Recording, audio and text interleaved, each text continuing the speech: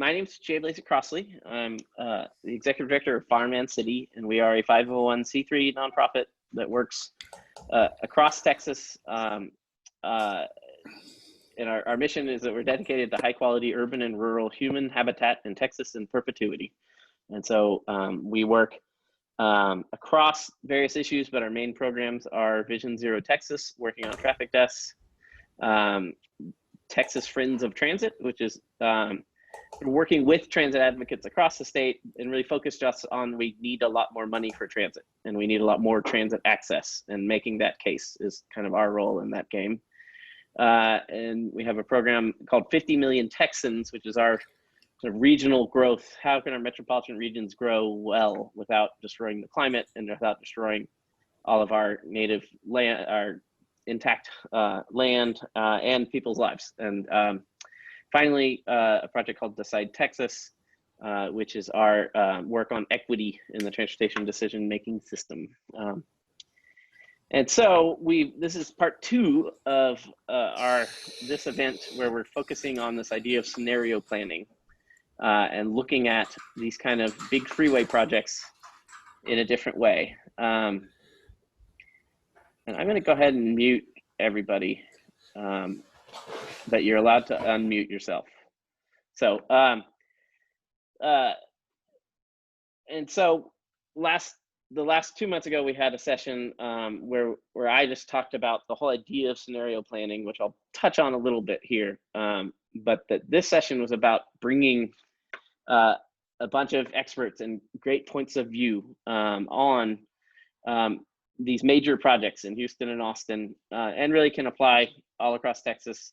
And can we envision better solutions to the same old problems that we've all been working on? And I think this is the order I'm planning to have everybody present in. And let's see, maybe I will introduce everybody as we get to them. And I guess the point is that, you know, TXDOT, Austin and Houston have great people who are working on these projects. And I want to help them hear more good ideas. And you know, I think we have really smart people in Texas, and we can do anything if we allow the processes to actually listen to the brain power of Texas. And so this is a little snapshot of how we hope these kind of processes can consider a broader range of alternatives for how to solve our problems. And so, oh, and before I get into my slides, oh, well, they're already, I did ask everybody to do Pecha Kucha style, so I'm now being timed, and so my 20 slides will be in 6 minutes. But I told all the presenters that it's fine if they don't quite use that. So Texas is an urban state, and it's really an urban and suburban state with a rural part. And that last page had a map of Texas where we broke it up. And I think a lot of people's concepts of what Texas is are just wrong. And we need to be building the state to serve all these people. And we actually need to build a state to serve another 12 million people. And so we did these maps, and just, you know, a point of like, this is Austin on the left and Houston on the right, and the little orange parts and the red parts are the smallest part of our state, but that's actually where the most people live. And then the second most live in the light green. And I think we have to question a lot of assumptions. There's an assumption that vehicle miles traveled will forever go up and up and up and up. But depending on how you look at it, there's a reasonable theory that we might reach peak VMT in Texas sometime in the next 10 years. And if you look at particular freeway projects, this is Austin core highways. We have not seen any growth in traffic on all of these Austin core highways in 15 years. And so what's the problem? Like, why are we apparently need more capacity. And if you look at the I-45 project, every single traffic count within the project limits, except for the one closest to Beltway 8, has less use today than it did 15 years ago. And it's slightly going down in use. And so why are we like proposing to double capacity. And so we need to better question these things.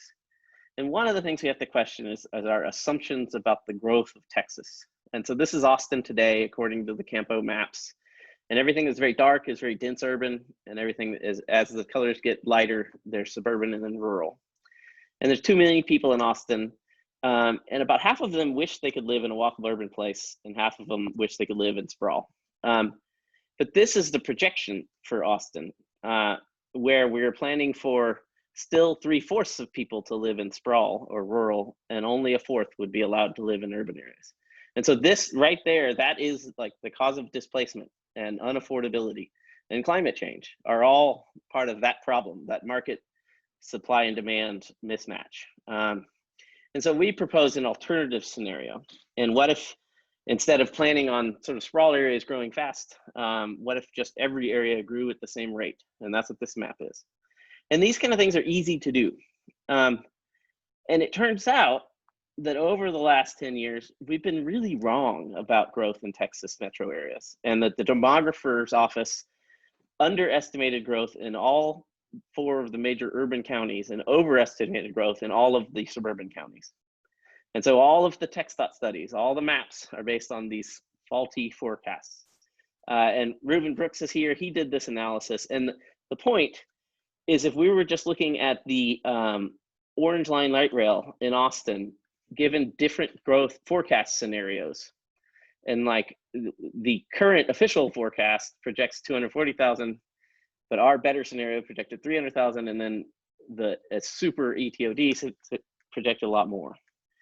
And so the Federal Highway Administration actually encourages states and MPOs to use scenario planning, and to not have a single forecast that you compare everything with, but to have sort of a complex matrix of decision making. And TXDOT is doing this somewhat in their long range planning process. They did a scenario planning process where the plurality of people who commented preferred the reliably connect communities, which was the safe multimodal access scenario.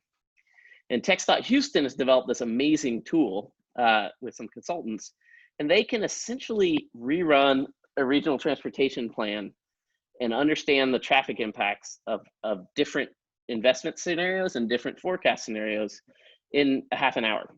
And so TXDOT Houston has the possibility to consider different growth scenarios. And so when we're looking at I-35 or I-45, I believe we should entertain the idea that we keep sprawling, or maybe we don't, and maybe we build walkable urban communities. And that any proposed transportation investment, we should see how it will perform in different scenarios. And then we also should allow our assumptions on how people will get around and access things to be different. We should assume that we keep doing the things that, like we've been doing, but also assume that all of us completely abandon cars and we only walk and bike and use our wheelchairs. And we should test our transportation infrastructure based on those. And finally, we have to have meaningful alternative investments on the table. And today, TXDOT Austin released their preliminary scoping, where they proposed one alternative with 3 different designs for the same alternative. But we need meaningful different alternatives. And we need to put these all together, and we have the computing power and the brain power and the consulting power to do this now. And there's no reason we have to have the old system that we know is faulty. And instead, we should test our systems, and we could basically do this kind of thing where you have a matrix of like, what happens if we expand the freeway by 3 lanes, but then people don't sprawl like they used to, and people are walking, then what's the cost and benefits? And how do we understand if that's a good choice? And that we should entertain all of these scenarios. And some of this has been done. Houston Galveston Area Council did some scenario analysis, and in their analysis, the envisioned Houston region scenario that was more ecologically sensitive and built less roads performed better on all metrics, including traffic. And we need to change what we're asking for. And I think we need to be talking about access, and access to jobs and schools and things, and not how fast you can drive. How fast you can drive was always a bad thing to be trying to achieve. And it's not only a failure to achieve what it wanted, it's killing people. And so I think we need a lot better planning processes from TXDOT, and we need to all work with TXDOT and our MPOs to achieve this kind of stuff. And so that's why I invited these great series of speakers to speak today on different angles on the I-35 and I-45 project. And I guess a final thought before I pass it off is that today, the I-35 virtual open house project launched right now, about an hour ago. And so everyone has 1 month to submit comments on that project in Austin. And that's just the first, basically, public comment period for this, what'll be a 3-year process. But also, people were successful in Houston and working with TXDOT Houston to extend the comment period in Houston for the I-45, but on the other end of the process. It's the final comment period on the FEIS, the final environmental impact statement. But everybody has about another month to get comments in there. And so I hope people, if you're inspired by anything you hear today, go ahead and send in a comment. And a key point is you're allowed to fill out that form and send a note that says, I wish it was easier to ride my bike. And then you're allowed to the next day be like, oh, wait, I wanted to talk about transit, and send another note that's like, hey, this bus stop over here, it should be improved. And you're allowed to send in what you really think. And that's the way the process is supposed to work, is you are empowered to participate. So please do. So with that, I'd like to, I'm going to pass it off to Bakeyah Nelson. And if you want to go ahead and try to start sharing and see if that works. I've known Bakeyah a long time. She's now the executive director of Airlines Houston. And she used to, when I met her, she worked for Harris County in the Public Health and Environmental Services department, and I think did wonderful things there, and basically taught me a lot about health in all policies and health impact assessments, and how we really can think about a public process like this in a holistic public health way. And so with that, I'll hand it over to Bakeyah, and thank you very much. Thanks, Jay. Hey, everyone. I'm not going to go through the slides immediately. I'll go through them a little later. But thank you for having me here this evening. And I am the executive director of Airlines Houston, and we're a research-based nonprofit organization that advocates for policies to reduce air pollution, because we believe that where you live, work, learn, and play should not determine your health. And my apologies to you all. I have had significant connectivity issues all day long. And so that's why I'm not turning on my camera. So there's an increasing recognition that a person's zip code is a stronger predictor of their health outcomes than their genetic code. And this is because there's a large and growing body of evidence that shows that the conditions in which we live, work, learn, and play really shape our opportunities to be healthy. And so a recent survey that was conducted by the Episcopal Health Foundation found that the majority of Texans think that medical care alone is not enough to live a healthy life. So for example, more than half, 53% of state residents say that living in an area with good air quality and clean water is essential to a person's health. And another 4 in 10 say this is very important. So we know that transportation systems are really vital components of communities, and that these systems really allow for the movement of people and goods in an efficient manner. However, these same systems also significantly impact air quality, climate change, safety, flooding, housing, jobs, and ultimately public health. And you heard Jay basically say that the way in which we've designed our transportation system right now is really killing people, right? Using vehicle miles traveled and how fast we get people from point A to point B is really a bad metric. So in addition to that, we also know from research studies that people living or going to school within 500 feet of a high traffic roadway also have increased risk of asthma, impaired lung development, and childhood leukemia, among other illnesses. So as an example, in the case of the I-45 expansion, moving forward with the current expansion as designed would widen the highway width by as much as 70% in some areas. So from TXDOT's own report and analysis, that would impact as many as 41 schools, daycares, hospitals, and parks that would then be trapped within this, what we call the traffic-related air pollution zone, where exposure to air pollution and the impact from air pollution is really the highest and most harmful to the people who are living and going to school and working there. So we conducted a health impact assessment on the I-45 project. And for those of you who may not be familiar with a health impact assessment, it's a process that helps evaluate the potential health effects of a planned project or policy before it is built. And so it's a tool that can really help communities, decision makers, and practitioners make choices that improve public health through design. And so that health impact assessment found that many of the schools along the I-45 corridor already have children that experience higher asthma rates compared to other schools in their districts, and have higher use of emergency services to treat asthma than other schools in their district. And so we also know that asthma is among the top reasons children miss school, and missing school also compromises academic performance. So this is just one example of the many ways in which the I-45 expansion and other projects like I-45 would compromise the health of communities, with the majority of these adverse impacts falling disproportionately on Black and Brown communities. So what does this look like in practice? So what I want to show you now is that there are jurisdictions, there are MPOs, Metropolitan Planning Organizations, as well as states who have actually taken steps to integrate health into their transportation planning processes.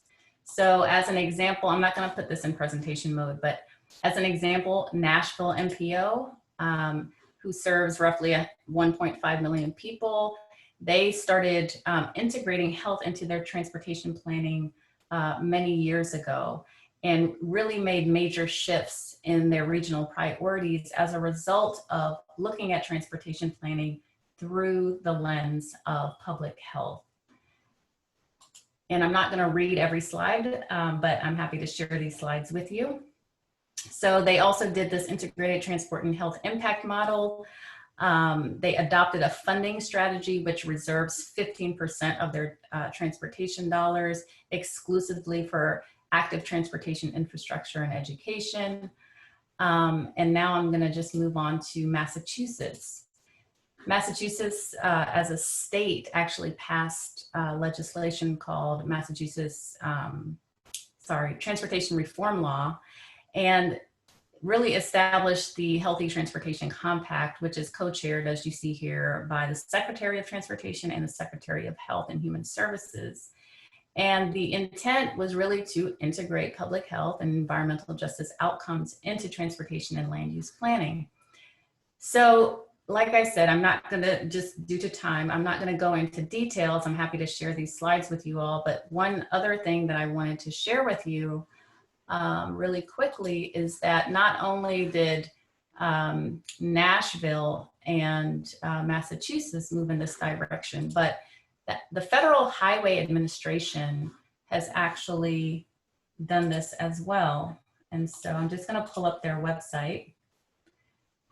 So this is the Department of Transportation Federal Highway Administration website on their health and transportation. And they actually have a framework that they put forth to integrate health into transportation planning. So this is not an idea, a radical idea that hasn't been adopted or moved forward, or steps haven't been taken.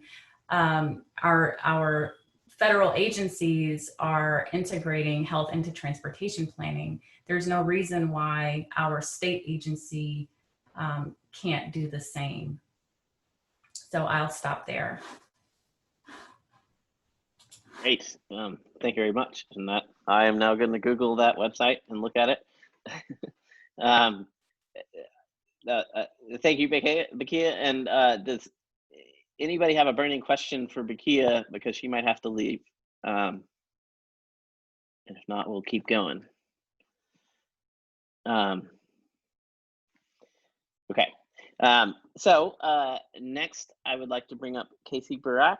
And if you want to try to get your screen share working, Casey is with the Downtown Austin Alliance and does a lot of awesome things there. And I think we'll explain all this, but it's very exciting the extent to which the Downtown Austin Alliance is working with the city of Austin and working with a lot of groups across the city at the beginning of this project, and actually basically before TXDOT started the process, to ensure that a lot of local needs and desires are given to TXDOT to make the project better.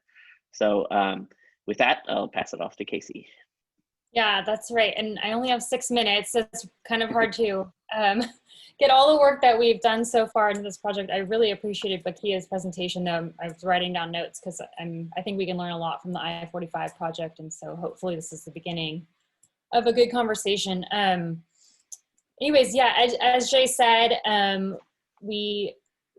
as soon as TXDOT announced, Campo announced that they were going to help partially fund the project, initially back in last May, and TXDOT released a lovely rendering of what that highway project might be.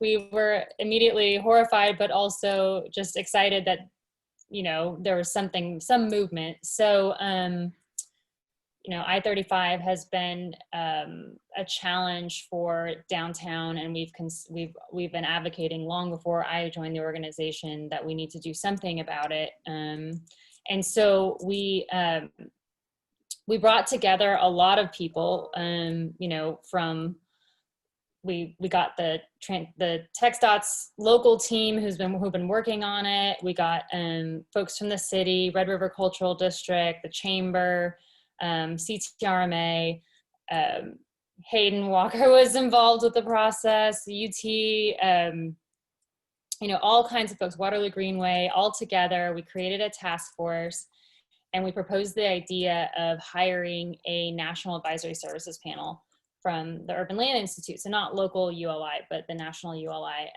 who had worked on multiple urban cap projects in the past and kind of understood the history of those projects and what was possible in terms of what you could potentially, how to work with the DOTs to cap them and really bring communities back together that have been divided by the highways. So I'm just going to run through this really quickly. Y'all are very familiar with I-35. This is just a map on the right. This was the, if you can't really see very closely, but when we did have the panel, they came from all over the country, and we did a driving tour primarily of East Austin, because that's really a lot of where the history is, you know, some of UT and downtown. And we had a whole map and, you know, guides and from all over Austin to talk about, to really give folks the local context. And the people, the panelists,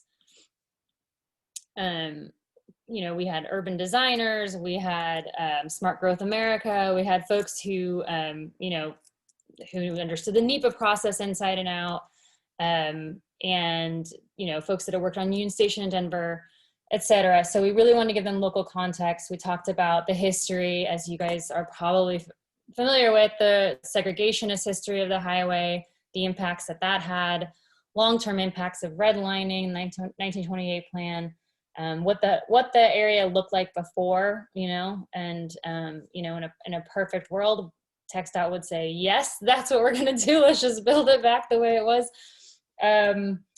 But we also knew TXDOT was going to go forward with their plans no matter what happened, because that's what TXDOT does, right? So we wanted to build them and everyone else that we could into the process from very early on to start collaborating. And so I don't know if everyone has access to the ULI panel report or has seen it, but it's on our website. So maybe Jay, I could share it after my presentation. We have a landing page for this project that includes the ULI their findings, all the briefing books and all the materials that we prepared for them so that they would really understand the project context and everything that was happening with Project Connect and land development code or not happening. So, but you know, everything that was kind of impacting the corridor in our city. And so we've prepared them, and all of that is available. So I will share that with you guys. This is very high level what their findings were. They really provided us with kind of a roadmap forward at a high level because it's, you know, complex, but really kind of step one, community engagement. Step two, come up with a design that would, you know, involve a lot of voices coming to the table that you could also plug in with TXDOT and the NEPA process that they would seriously consider as part of, so they could structurally design the highway in order to support that community vision, and like really detailed into where we could plug in the NEPA process. And then of course, where the rubber meets the road is, no pun intended, but how we would pay, what it would potentially cost back in the napkin, and then how we would implement the cap and stitch is what we called it at the time. Now, with our broader community effort, we're really calling it kind of Our Future 35. We're hoping that the community develops the ultimate title. So at a high level, they recommended, you know, kind of 11 acres of proposed caps, 3 locations, 2 stitches, you know, and the creation of kind of this boulevard concept, which is the idea. I have a little bit more detail in the next slide, that you could narrow the right-of-way, particularly by cantilevering. You would narrow the right-of-way a little bit up the roadway and cantilever the frontage roads partially over the highway itself. And so, you know, it would actually leave about, in their estimation, 114. And they did interview TXDOT and everyone else, you know, all the way up to Tucker Ferguson at the Austin district office. And so they would preserve about 114 feet of right-of-way for other uses. And they listed public space, affordable housing, private development, maybe mixed income housing, something you could get creative with this extra space. And so this was a proposal.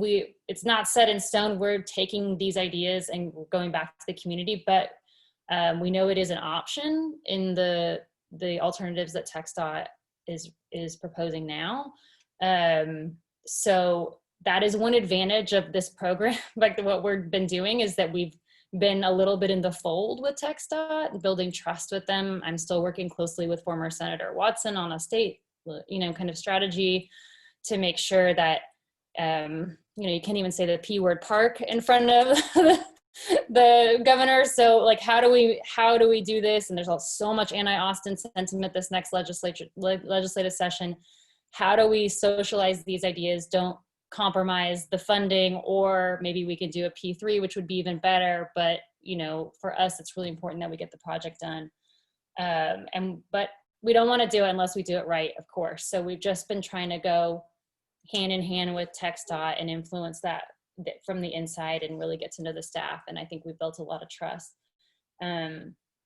This is one of the cross sections as like an example, and this is all in the report. You know, and we really focused, we told the panel to focus on, and they understood it because they had a couple folks who understood, you know, equity issues and the healing that was necessary for these highways when you're trying to reconstruct them. And so these were our critical questions, you know, healing, health and safety, connections and experience, the opportunity, and co-creation with the community. And that was really what I'll get into is their first step and recommendation was from ULI was to create this kind of triad between the Downtown Alliance, the city of Austin, which you need in order to make sure that the funding can get into place and to help pay for technical feasibility studies and producing master plan. I mean, DA's budget only goes so far, and this is really truly a city project, right? It expands so much further beyond the PID boundaries. And then community leadership, which is really the communities that have been most affected by I-35, which is primarily East Austin. And so their first recommendation was to co-create a master plan or a design, or, you know, and an equitable development strategy. So this equity piece has been really critical in their recommendation, and something that we've taken very seriously and tried to change the process of community engagement from what it typically would be in the past. So our next steps after the panel were to get the city's commitment to meaningfully co-lead the project and to do an equitable development plan and a funding plan. You know, they were just kind of at the table as an advisor up until the panel was over, when we had to really start making those asks.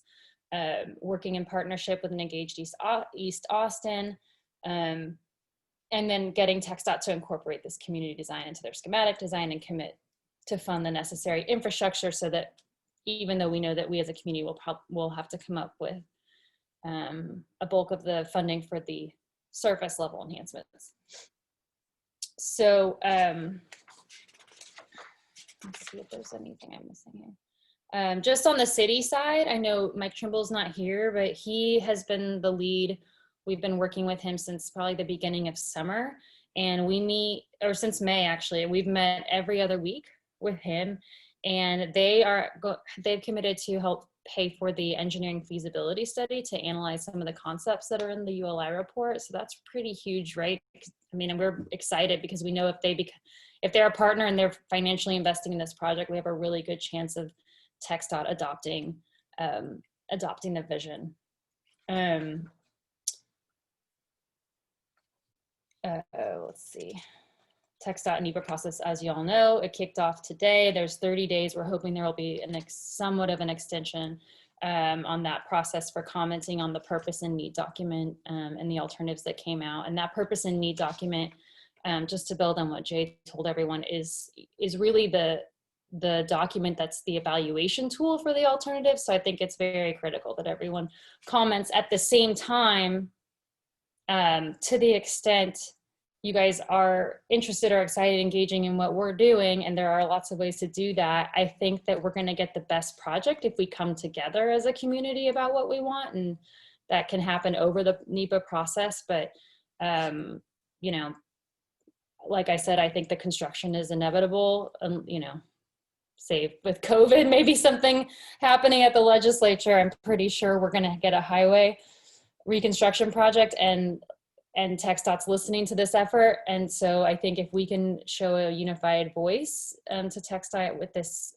that will be really get us the best project possible. So on the equity side and the engagement side, we've really taken that to heart. I don't know if you guys have been aware or if you've seen any press about it, but we partnered with KZI 88.7, and we did these weekend community conversations. There were 2 hours each. They're all on this ourfuture35.org website. So that's also linked through the DAA site, but it's a whole separate website. We're trying to kind of separate it from downtown and really make it its own. And, we've contracted with Public City, who really understands the community side to this. And so we're working close with them to come up with what those community values are. And they've launched their working group, which is actually involves a lot of other, I think Heyden, you're on that group as well.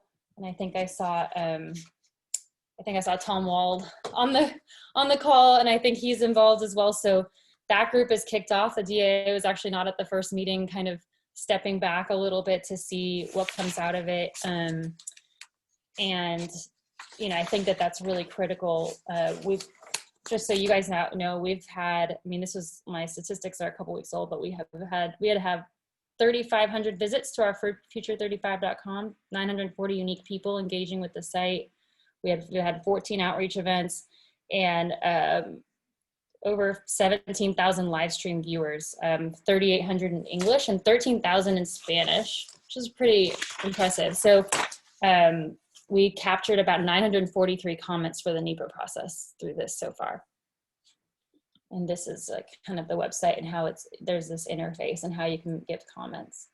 So, I would say, and I want you guys also know that Dr. Colette Pierce-Burnett from Houston-Tillotson is co-chairing with Linda Guerrero for that community piece. And then, like I said, Mike Trimble's kind of the lead on the city side from the staff perspective. And then Melissa Berry, who was supposed to be giving this presentation, but she had a conflict. She's our VP of planning, and she's really heading it up from our perspective, of course, with, you know, our board members and everyone else. But that's a snapshot, and I will send you guys a website, and if you guys want to read more about it or ask questions, please do. All right, terrific. Thank you, Casey. Thanks very much. Anybody have a very burning question? I have a very quick question. You did say you collecting comments for the NEPA process. Has TXDOT agreed that comments people make at our future 35 count as NEPA comments? Or wait, Casey, you're muted. I'm sorry. But, yes, but one way that we're trying to funnel those comments is through the establishment of like the values for the project that we're creating with the community. Sorry, dog. So I think that, you know, depending on how it is, but yes, it's certainly there. We're getting a lot of feedback about bike lanes and all those kinds of things as well. So we're going to try to integrate that the best way we can. Well, that's terrific to hear that basically whatever any regular people say in that process will get to TXDOT, and that's exciting. Okay, well, thank you very much, Casey. And you mentioned Heyden a couple times, and next we're going to have Heyden Black Walker with Reconnect Austin, and she also serves the Austin community in a lot of ways with Walk Austin and the Pedestrian Advisory Council,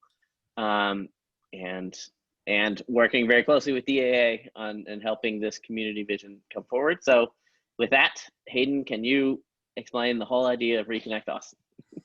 Yeah, I'd be happy to in 6 minutes. 6 minutes.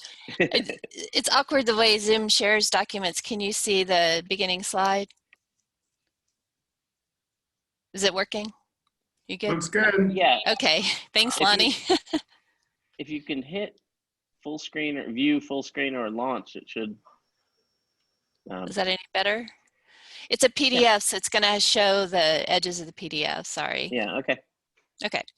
So, yeah, Reconnect Austin. So I was listening to Casey talk and thinking about the last year of all the work we've done together, and feeling really grateful that so many people in Austin are really passionate about what happens with I-35. I think a lot of people recognize that this is an $8 billion project, and it's going to take many, many years to build. There's an incredible amount of resources that's being thrown at this one corridor, and we have Reconnect Austin has been working on this for the last 8 years, and we've been saying all along, if you're going to completely rebuild this corridor, then can't we get the best corridor that works for everybody and recognizes the needs of the city in addition to the needs of long distance travelers who are just traveling through Austin.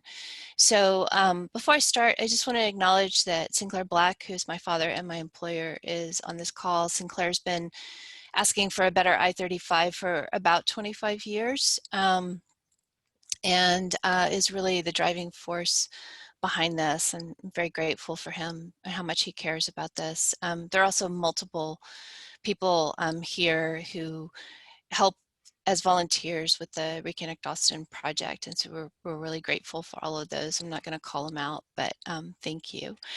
So we've talked already about TXDOT's public open house, which opened an hour and a little bit ago.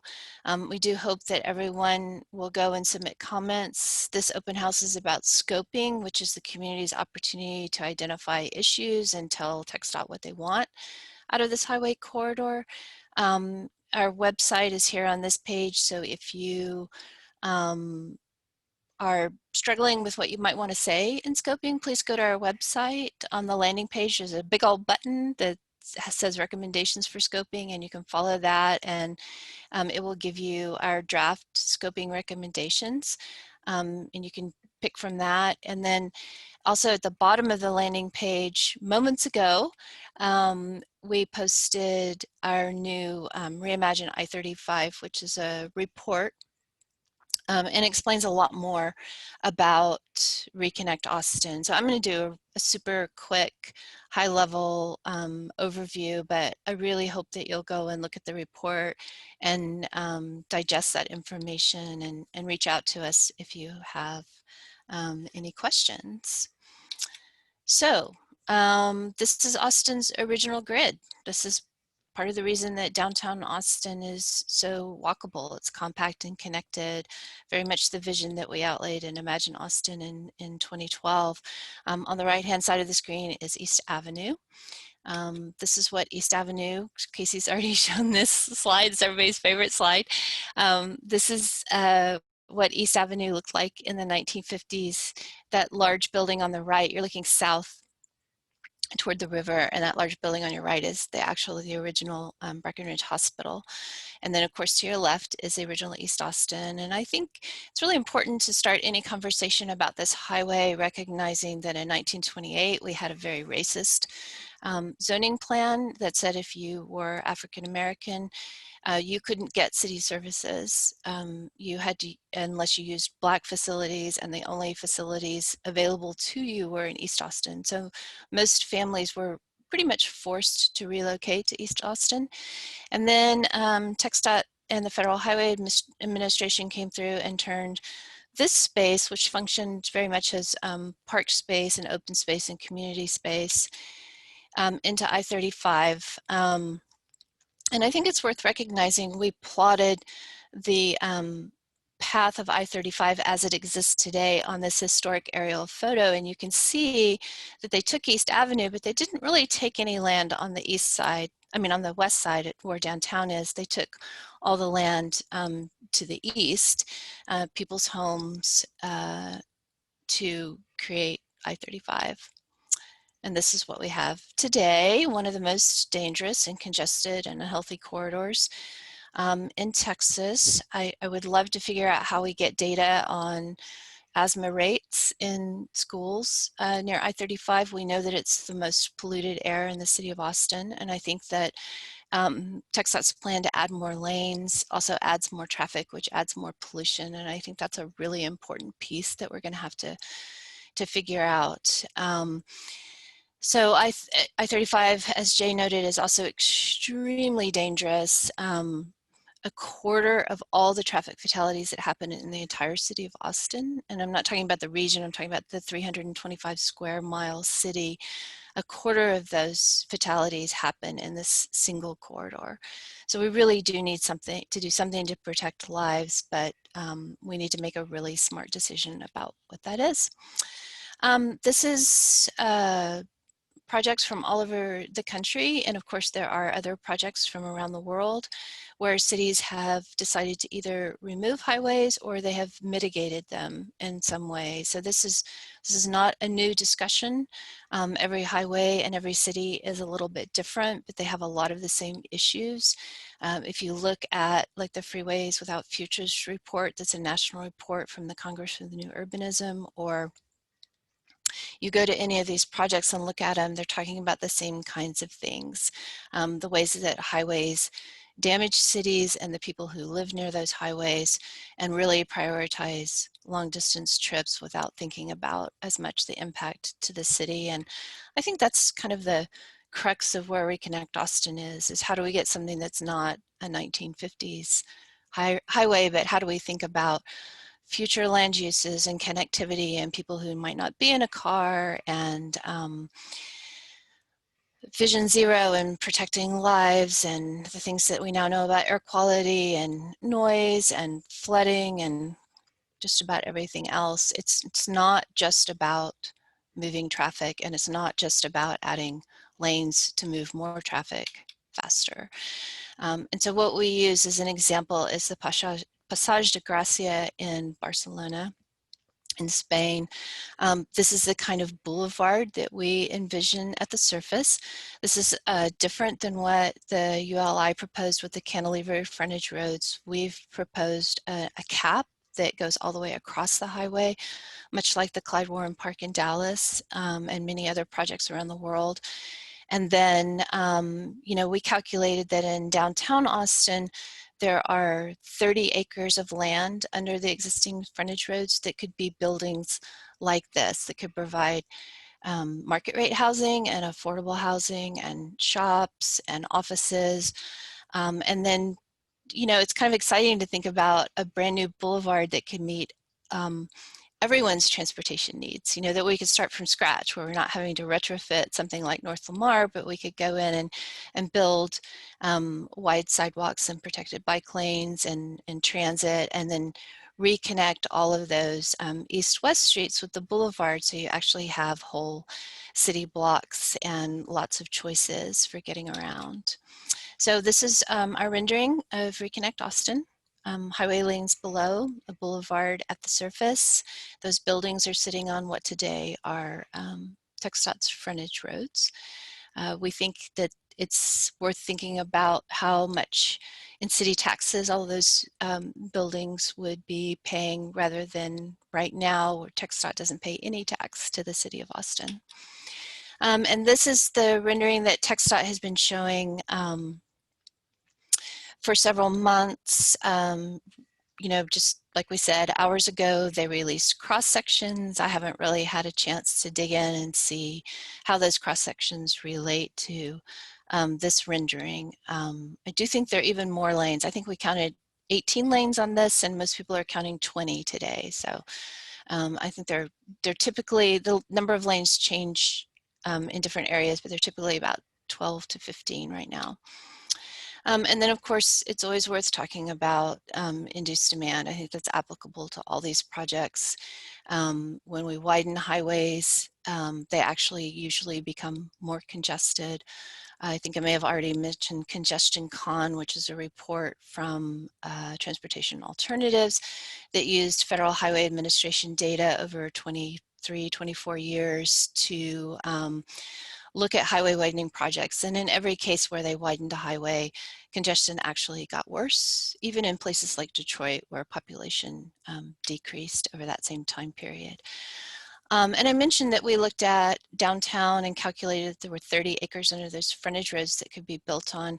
And then we kind of circled back and took a look at Holly Street all the way to Airport Boulevard and discovered that there's 136 acres of right-of-way, right? And so some of that probably needs to be roadway, highway, something, but that's a lot to think about and a lot to play with. The Clyde Warren Park in Dallas has made an enormous impact on downtown Dallas. The economic returns have been huge. People love it, and that's 5 acres. So I think we can, when you can compare this at 136 acres, that's really powerful. And then one of the things we think about as urban designers is how you use land. You know, Orvieto or Barcelona compared to these highway interchanges really starts to show the choices that we're making and the people who could live and work in these spaces that we dedicate to massive highway infrastructure. And highways, of course, depress property values. On the right is 2nd Street, where the property values are very high and very stable. It's a great place to be. On the left is I-35 frontage road. And you can see, as Sinclair says, the ass end of the parking garage because it wants to live next door to a highway. I apologize, this slide's a little messed up, but another way to think about a boulevard with all those east-west streets connected. And then, of course, Photoshop. You know, if life were only as easy as Photoshop, there's standing on 5th Street looking east towards Saltillo Plaza, there's the highway today. The middle is if it were gone, if it were underground. And then on the right, what it might look like with development. And then we also have thought a lot about transit. It seems like a great opportunity. I-35 is a straight, flat shot between, you know, connecting all of our metropolitan counties, Williamson, Travis, and Hayes County. You could put local bus at the surface and express buses below, and then as people use that transit, move over to streetcar and commuter rail. And then we also think a lot about the whole concept of, you know, Waterloo Greenway is doing this amazing job building this incredible linear park from the university all the way to Lady Bird Lake along Waller Creek. And that often, as you can see in this rendering, is half a block away from I-35. So there's a real opportunity for the synergy of those two efforts. This has got a lot of information on it, and it's kind of an overview. I think you've seen most of these slides. So I will say thank you and end there. And just to repeat, if you'll go to reconnectaustin.com, you can see our new report, Reimagining I-35, and you can see those recommendations for scoping if you need some ideas about things that might be mentioned in the scoping process. And I really, really do hope everyone participates in that process. This project will be better if TXDOT gets lots of feedback and really hears from the community. So thanks very much. Thank you so much, Heyden. And thank you both to you and to Sinclair for this vision of how we can sort of knit Austin back together while we're doing this project. And I'm very excited how those ideas, I think, are part of what everybody's thinking about how we should use this project to knit the city back together. So if there aren't any burning questions, Christof, if you want to start sharing your screen. We have Christof Spieler, who works for, is it Huitt-Zollars? Huitt, I'm very sorry. And is a brilliant engineer who actually in his day job makes sure things don't fall down, I think. And but has done a lot of things, served on the board of Houston Metro, and what he is presenting today, I just wanted to, maybe you were going to say this, but it's a remarkable precedent was set, is that the Houston Galveston Area Council, the MPO in Houston, agreed to allocate $1.5 million to allow the city of Houston to do a community engagement planning process to think about this freeway project. And Christof was part of the team there. And also they allocated $50 million to mitigate the identified problems. And that is of all the things that happened in the last couple of years, it's amazing and wonderful that those two things happened. And a Texas MPO said that was worth, we want to put $56.5 million into that. And so with that, Christof's going to explain to us what the city thought about I-45. So thank you. Sounds good. Yeah, and I'll note the process you just mentioned is actually a separate one from the one I'm talking about. It will end up being sort of a follow-on to what we're doing here. So I'm Christof Spieler, Director of Planning at Huitt-Zollars in Houston, where we do a wide range of different kinds of planning projects. And what I'm talking about today is how we worked with the city of Houston and now Harris County on TXDOT's I-45 expansion. So this is a massive proposed highway project, a total of 3 segments, $7 billion, 24 miles of highways, sections of 3 different interstates. A lot of the initial focus was around downtown, but if you look at the project, you realize it hits a lot of places other than that. The TXDOT process started in 2011, and by 2019, it became clear to the mayor of Houston that the neighborhoods around this project, working with people like Bakeyah, were very upset about what was on the table. And so what the mayor did is said 2 things. This is a potentially transformative project, but it is TXDOT's responsibility to design a project with positive impacts for the community, the city of Houston, and the greater region. We will, without hesitation, not support the project if these items are not accomplished. And the way we did that is very interesting. Funding from Houston Endowment going via Houston Parks Board to pay a technical team consisting of Huitt-Zollars and the Community Design Resource Center at the University of Houston to work with a neighborhood facilitation group to support the city of Houston in developing requests to go to TXDOT. This is a very fun org chart, and it's gotten even funner now that Harris County has gotten fully involved in this project as well. So we started that process in 2019 and worked through this spring. We started by having a series of community meetings in which we actually listened. We gathered as much information as we could about TXDOT's design, did our best to explain that design, and then literally let the community sit around tables and tell us what they thought about the project. We heard from a lot of people that this is the first time in this process, which had already been going on for 8 years at that point, that they actually felt listened to. And based on the input we got there, we gathered our team of engineers and planners and urban designers, architects, and thought about how can we make this project better. We actually developed a series of alternatives, and then we went back out to the public and asked the public, how would you like this highway to look? A total of 40 different kinds of questions done both in person and through a virtual workshop, which allowed us to identify what the community's preferences were for this project. Through this process, we set out to reduce the negative impacts and increase the benefits of this project. And we found lots of things we can do better. We talked about designing frontage roads as if they were city streets that are part of the neighborhood rather than as if they are part of the highway. We talked about integrating transit that actually serves all the neighborhoods along the way. We figured out how this project could enable flood control projects and a new greenway along Little White Oak Bayou. But we came to the conclusion that we could not sufficiently reduce the impacts and increase the benefits in segments 1 and 2 just by refining the project.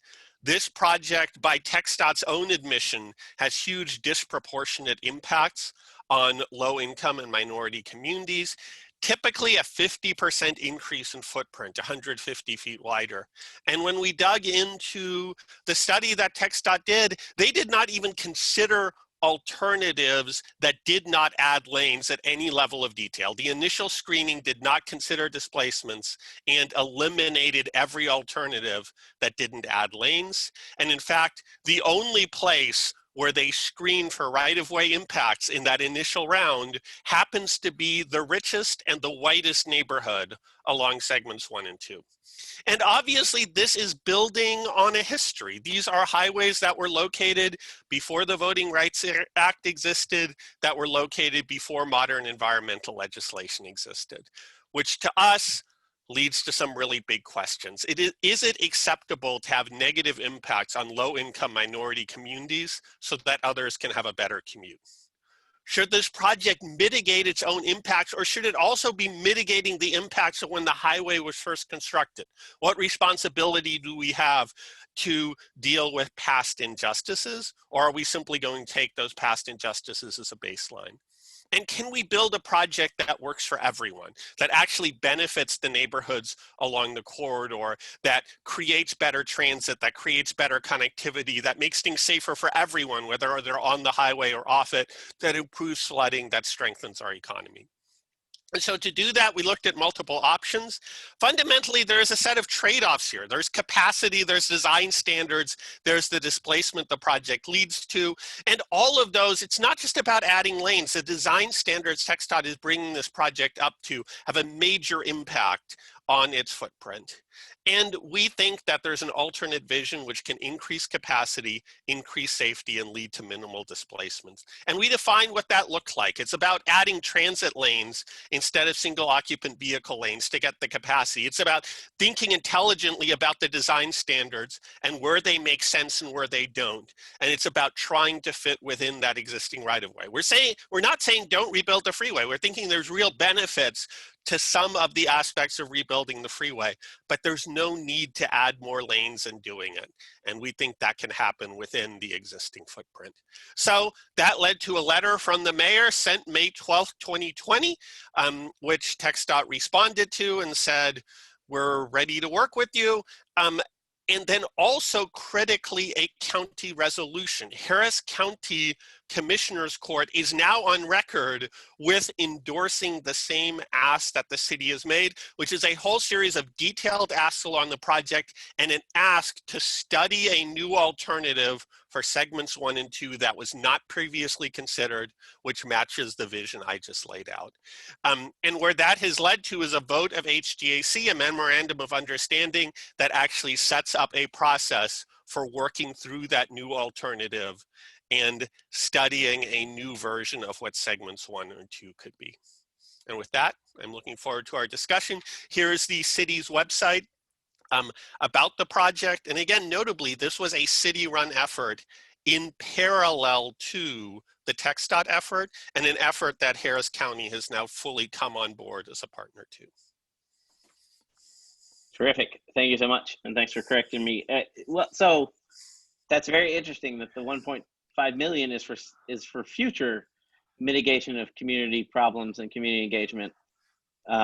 Whereas basically the city just paid for this, or no, the endowment paid for this. No, and the 1.5 is interesting. It's not mitigation, and we are saying that over and over again. As let's be clear about it. If it's mitigation, then TXDOT ought to be paying for it. If it's mitigation, it's part of the base part of the project. Any impact the project has, TXDOT is legally required to find ways to mitigate it. The idea from HGAC was actually, we know that this project has impacts on these neighborhoods, and we are going to do a planning effort backed up by implementation dollars to find other kinds of improvements that will benefit these neighborhoods. So that HGAC money can go for things like sidewalks that are blocks away from the project, or maybe local park improvements or bikeways. So the idea is not mitigation, it's essentially some kind of offset in a way.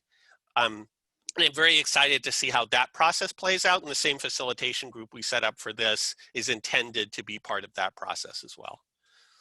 Yeah.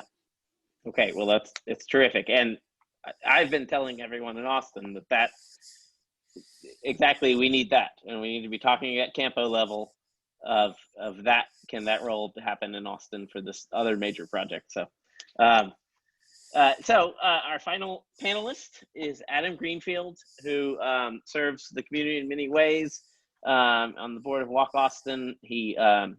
He was actually the paid staff of the very successful Prop B that I'm very excited passed in Austin recently. But today he's going to present the vision of why do we need a freeway in the middle of the city of Austin. And so with that, I give you Adam Greenfield. Thank you. Thank you very much, Jay. And thank you. I'm blown away by all the presentations that have happened so far, and have enormous appreciation and respect for all the groups that have worked on I-35 and I-45 and other highway projects for so long. So I'm humbled to be among you, and I'm going to share my screen right now. Let's see here. Okay, so hopefully everyone can see that.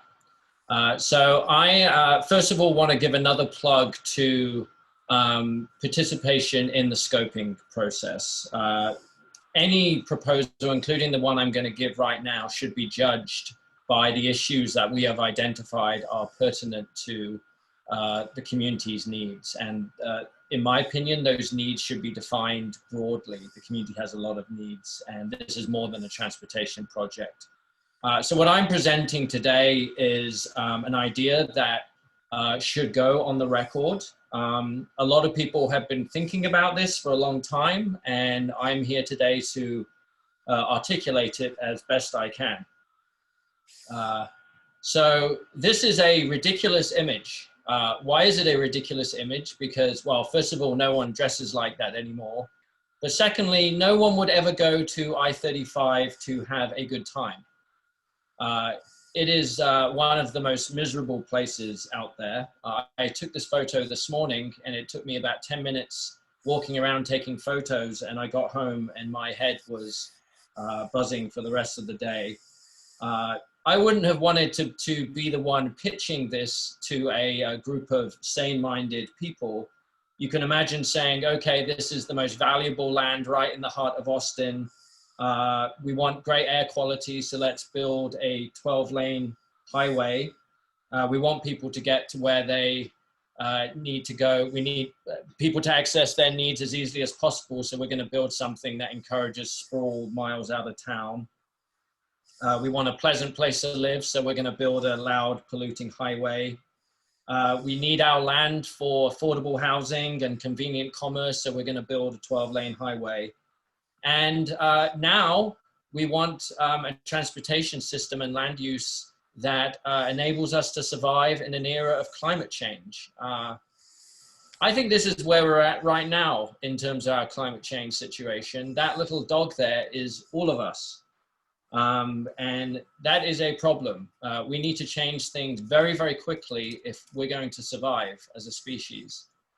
Heyden showed this slide in her Reconnect presentation, but this is what TXDOT's been putting out for a while, and it seems like their latest schematics are similar, if not worse. This is a culture resigned to its fate. This is a culture that's saying we've given up. Let's keep widening highways as the ship goes down. And I think we would all agree that's just not good enough anymore. Instead, I'm going to articulate a pure vision that articulates my best effort at identifying the community's needs, which is, which are broad and difficult for a few people to do, but let's give it a go. So this is a depiction instead of this, what is now I-35 turned into a boulevard. The question here is, what if the land that currently no one ever wants to go to is actually becomes a place worth caring about? Well, this is our opportunity to do so. This is This is a schematic of I-35 today. It's six lanes in the middle, and then the frontage roads are 6 on the outside. This is what a boulevard could look like. A true multimodal place worth caring about. You can see bus-only lanes, you can see protected bike lanes, wide, generous sidewalks, galleries, arcades, and then in the middle, trains. This is a place worth caring about and worth going to, and safe and pleasant to pass through as well. Trains. So let's just focus on trains for a second. People have been dreaming of trains to San Antonio, between San Antonio and Austin and beyond forever. It looks very likely that Houston and Dallas will be getting a train between those two cities. And the question on our minds is, can we have nice things too? This is a chance when talking about I-35 to get excited about inspiring visions like this one. It's going to be very easy to be more inspiring than TXDOT's vision. That's good for us. So let's do that. This is a scene of what a future boulevard could look like, a place where people come and hang out. People like my mother who visit Texas and want to hang out somewhere pleasant. This is a place I could see people growing old, children enjoying, people coming from all over as well. So one of the reasons I think that this highway to boulevard scenario hasn't been discussed more publicly is because people are nervous about putting it out there. They think it's too much. Well, of course, this has happened multiple times in different scenarios, admittedly, across the country and across the world. This is the Embarcadero, San Francisco here, with the Embarcadero freeway running in front of it. People said, if you get rid of this highway, this traffic will be displaced into neighborhood streets. The congestion will be terrible. It won't work. The highway went out anyway, and the Embarcadero became the second most visited place in California behind Disneyland.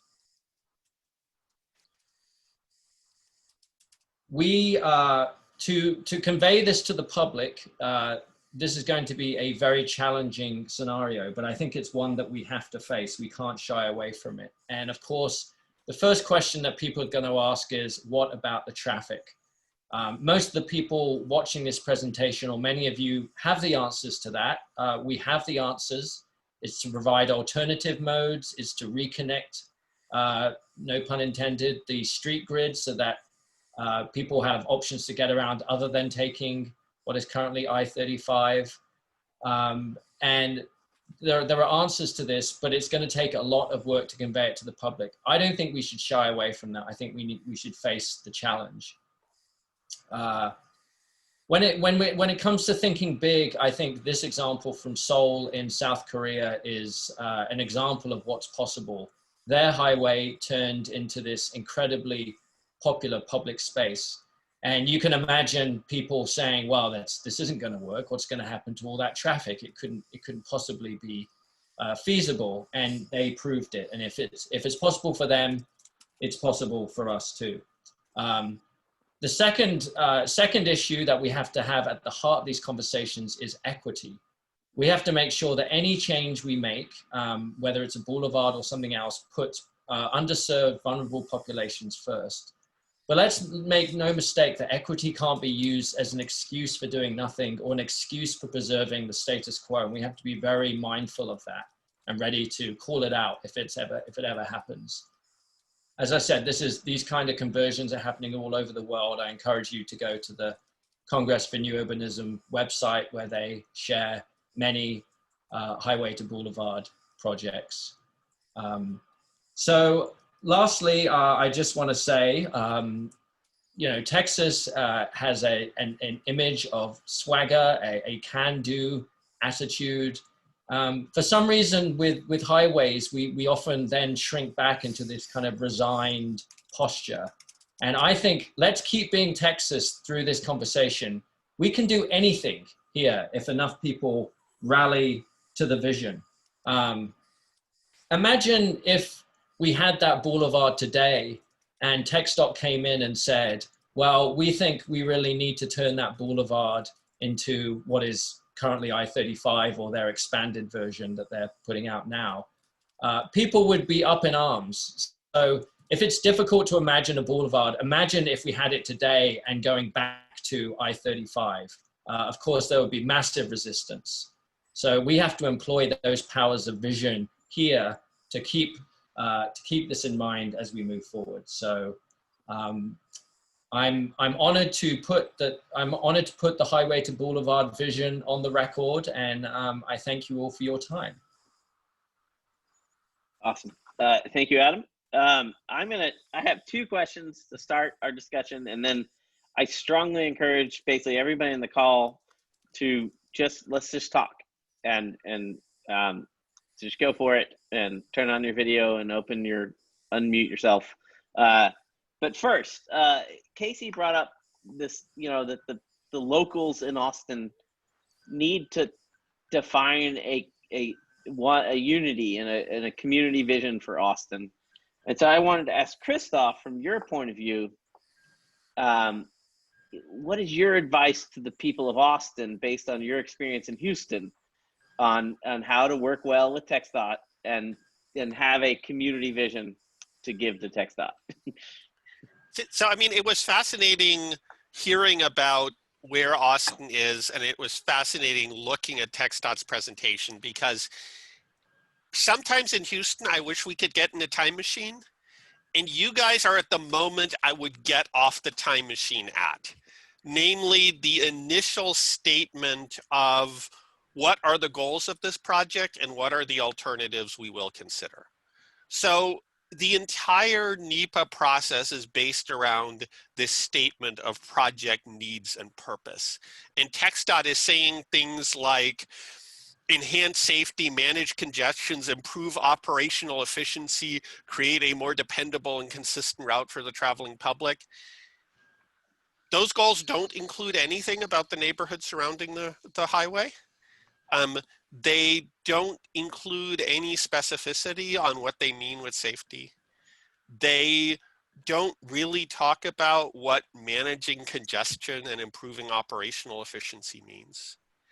And then when I look at the alternatives being considered, every alternative is add lanes. And all of these other things, like if we have safety problems on a highway, we do not need to add lanes to a highway to resolve safety problems. If we think a local pedestrian and bike connectivity is not good enough, we do not need to add lanes to the highway to deal with that. If we think safety, I mean, all of these things, like when we talk about safety, what I have seen a lot of highway agencies do is just make a blanket statement about we want safety, and safety is defined by rebuilding an entire highway to current design standards. Where is the analysis of where the safety issues actually are? Where is the design that responds to those specific issues? What kind of crashes are happening and why, and how do we address those? So this is a moment to say, let's clearly define these goals. Let's not make vague statements. Let's actually make actionable purpose and need items.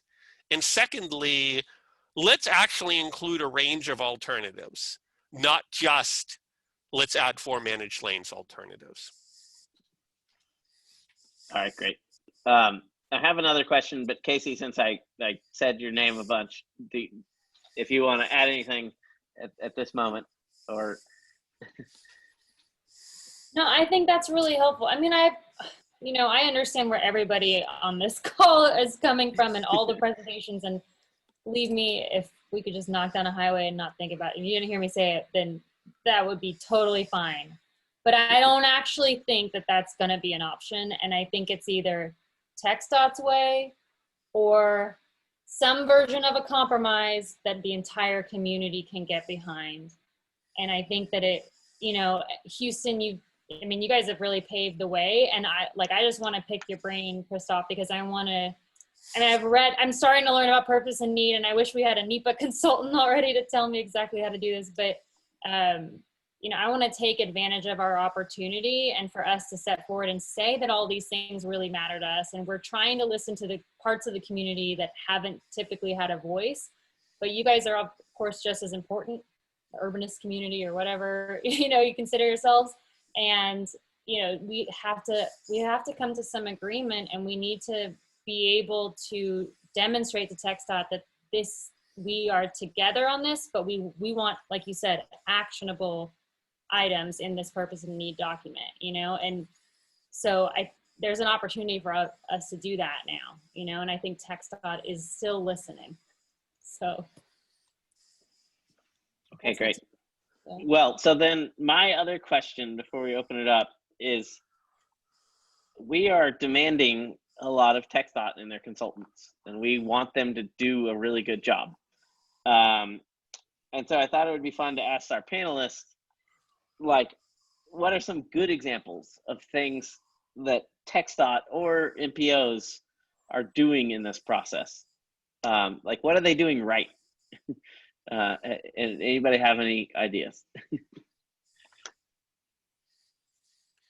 I mean, I'll give them one example in Houston that was triggered by the city's work and Parks Board work, but that TXDOT has really followed through on, is TXDOT is now doing a collaborative process with Harris County Flood Control District to figure out how, in the reconstruction of the highway, they can actually help address the flooding issues on Little White Oak Bayou, which includes replacing existing culverts with new bridges.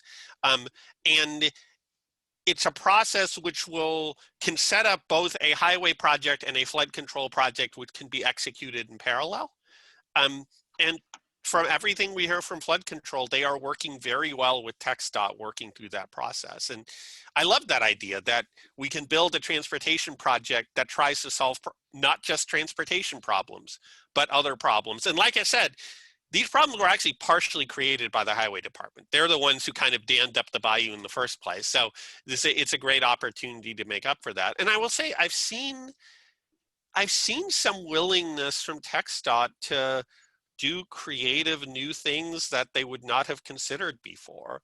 I am seeing an openness from TXDOT to new ideas. I mean, it's hard. It's hard when you're a highway agency and you have a staff and you have consultants who have been operating in a certain way to sort of change that. And I think that's where this kind of engagement and outside ideas can be really helpful. but I have seen TXDOT pick up on interesting new ideas and try to figure them out. Yeah, I think in Dallas for sure they're doing that. I mean, they started with Clyde Warren, but now the Southern Gateway project, and now they have an urban project as well. And on our end, it's still really early, but I would say that the staff in the Austin district office, they live in Austin. You know, they live in Central Austin. They care about the city. They are lobbying just as hard as we are, and they have a much harder job because they're trying to do it within this organization that, you know, a bunch of engineers that have done things the same way. I mean, I used to represent TXDOT a long time ago in an old firm, and it's a machine, you know, it's the culture runs deep, and it's difficult to change those ways. And yes, radical change would be fabulous, and we know that that's like the best thing to do, but much like the state of our nation, you know, we have to come to the table, and they have to continue to trust us and trust that we're listening to them, and that so they continue to listen to us. And I don't want to disappoint the alliances that we created on the staff level, you know, like I want to continue to be open and honest with them and to push, you know, forward a community vision that's unified, so that when they go to their district engineer or to the TXDOT Transportation Commission, that they're, you know, that they can trust that we're going to stand by what we said we want, and we're all together on this, you know. So I think it's, I'm impressed with the folks that have been staffed to the project and their willingness to push internally for new ideas. Yeah, and I will say my experience is that, like you're saying, the staff who are doing this project are trying very hard to talk to a lot of people, and that is better than in the past, you know. And they're trying to find opinions. They're very happy to tell you that you're wrong sometimes in the private meetings, but they're trying to hear those ideas. So, Heyden, Adam, any shout outs to TXDOT before we move on? Well, I guess I would just say, I agree with everything that's been said, and I think it's really important that the staff that's working on this project live in Austin and they're really listening. But I think it's also important to remember that the bar is really, really low with TXDOT. They really don't know how to listen very well, especially at higher levels. And I don't even really mean that in a negative way. It's just such a challenge to get them to actually listen. I mean, they have a singular charge. You know, they're still a highway building agency, not a Department of Transportation. And I think things are changing slowly, but I sometimes get nervous about how much credit we give them for just a little bit of change when they've got a long way to go. So sorry to be the negative Nancy, but you know, I think the cross sections that they released today are an indication that we've got a long way to go to get something better. And it's going to be a long, hard fight. Yeah. Well, we have a question from the chat from Chris Jackson. Has there been discussion from the Project Connect team about integrating the proposed gold line into the I-35 right-of-way? And I wonder if, I guess I will change the question to say, ask that question, and also, like, how do we think about transit in this I-35 project? Anybody want to jump in there? Sorry, no, I will jump in and say, back before COVID, my daily bus was the number 7, which is the gold line. And I think I want the gold line to be the number 7 and not to be on I-35. But I think there should be transit on I-35. Anyone else have any thoughts? Yeah, I mean, I'll say, having written an entire book about transit, which has the thesis that we need to put transit where the people are, we should put transit where the people are. That the best place to put transit is in the middle of where people are trying to go to, and that freeways are usually not that place. That a freeway is usually not where you want a transit station. However, a freeway can be a really effective way for transit to get somewhere fast. And I think one of the best examples of TXDOT transit collaboration is here in Houston, where all of our major freeway corridors have barrier separated HOV, now HOT lanes that were built as a partnership between TXDOT and Metro to create one of the best suburban commuter transit systems in the country. And those really take advantage of those highway corridors to get buses in and out quickly. And then they have ramps to take the buses to the places where they stop. So I would say there are real transit opportunities here. But I also agree with you that I think the actual transit routes that serve the core of Austin want to be right where people want to go, not a couple of blocks away. Now, obviously, any proposal to replace the freeway with the boulevard, which would have whole new development around, like that may be an entirely different story.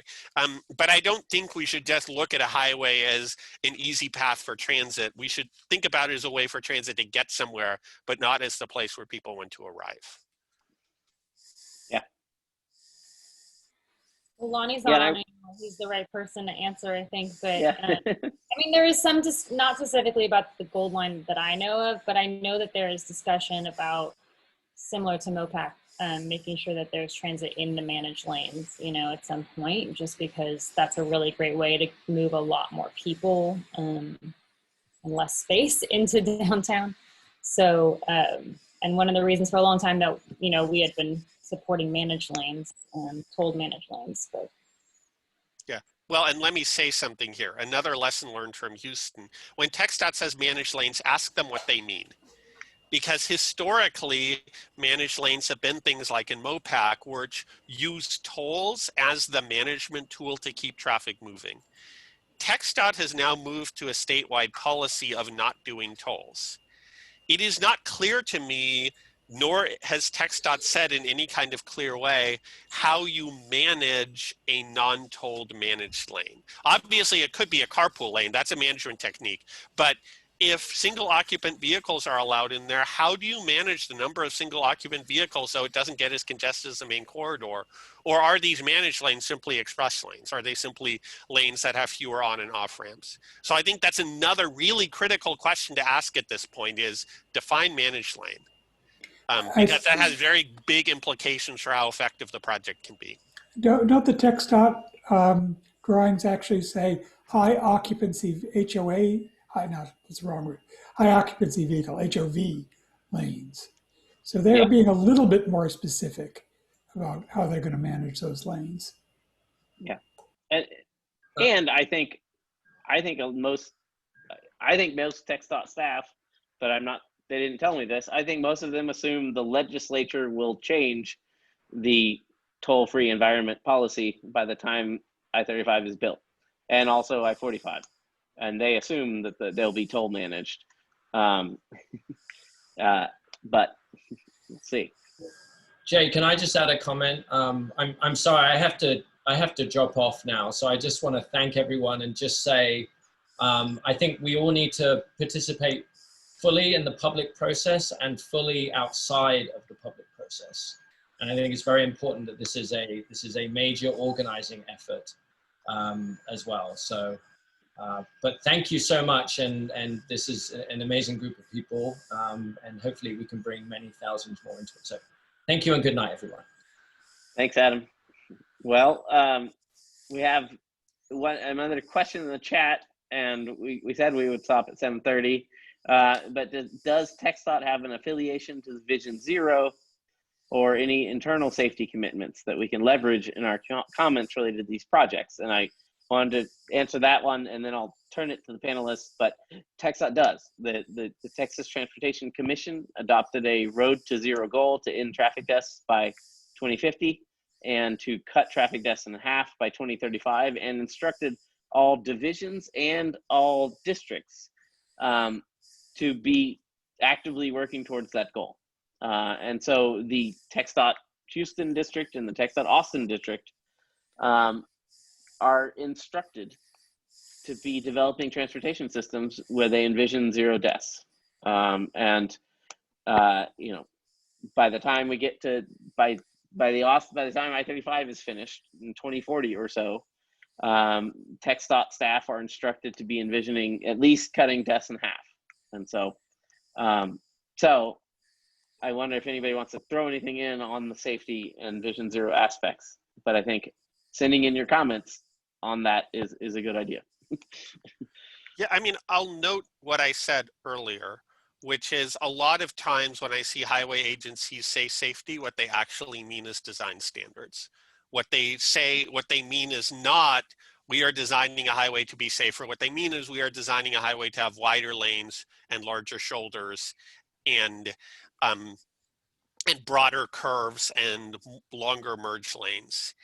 And those things can add to safety. I think inside shoulders, for example, if your car breaks down, you can pull out. They do not all have the same level of contribution to safety, and some of them can actually work against safety. Making lanes wider and adding more lanes means for most of the day, traffic will actually be moving a lot faster. And if traffic is moving a lot faster, you probably get more crashes and they're probably more severe. And all of those things also have very real impacts on the local streets around the project. If you are making the crossings longer, if you are making the frontage roads have more lanes and wider turns and wider lanes, all of those things could actually make a highway more dangerous. So my ask would be do a real safety analysis, not just assume that if we meet design standards, we've created something safer. And that safety analysis should include surface streets and not just the highway itself. Yeah, I would completely agree with everything you just said. TXDOT recently did a presentation for the Pedestrian Advisory Council here in Austin, and they showed recently reconstructed frontage roads. And, you know, the sidewalk was clearly in the clear zone, intentionally placed in the clear zone, no buffer at all, right up against the curb. And there were these huge, you know, free right turn slip lanes for 18-wheelers and 15-foot outside lanes on the frontage roads. And so, you know, I think we have to be really careful about what safety means. And now that I've been really negative again, I'll be positive and just, I want to say thank you to Jay for all of his work with TXDOT and the Transportation Commission, getting them to adopt a Vision Zero policy, the Road to Zero policy, and actually putting a little bit of their billions toward it. That was a real feat and deserves a lot of kudos, because it's really starting to change the culture. And that's really great to see. So thank you very much for doing that. Yeah, well, thank you. And that, it makes you think about what Christof was saying, that TXDOT staff are the top staff very much all the time say, yes, we did increase the targeted safety funding to go fix existing streets that are wrong and fix them. But that everything they do is part of the Road to Zero vision. And the $8 billion they're going to spend on I-45 and the $8 billion in Austin is, like Christof was saying, bringing up to modern safety standards. And so I want to say, bringing up to modern safety standards is crucial, and it's like very important. Like I-45 is horrible, and I-35 right now is horrible, and they cannot stay the same way they are, and they need to be brought to modern safety standards. But then we need to push TXDOT to do the kind of thing Christof is saying, like to actually analyze what's happening, why are people dying, where are they dying, and how can we fix that. Anyway, TXDOT staff like to say that when they spend this $8 billion, it is a safety project. So let's call them on it and say, we agree, make it not kill people. And I actually do need to get off as well and get to my next thing. Well, thank you so much, everybody. Thank you so much to the panel for doing this and to explore the many different angles on how we could improve these freeway projects better and these whole corridors to serve all the people who live there and work there and go to church or go to school there and drive through there or walk or bike through there or ride transit. And final reminder, the World Day of Remembrance is this Sunday. The Texas World Day of Remembrance is being hosted by Vision Zero Texas and Central Texas Families for Safe Streets and a bunch of partners. And you can go to our website or Facebook, and we hope you all can join us on Sunday at 1 o'clock to recognize all those who have been hurt by our traffic system and demand that we change our system so people don't die. So with that, thank you all so much, and see you next month at our regular meetup. And thanks, panel. Thanks, everybody. Thank you.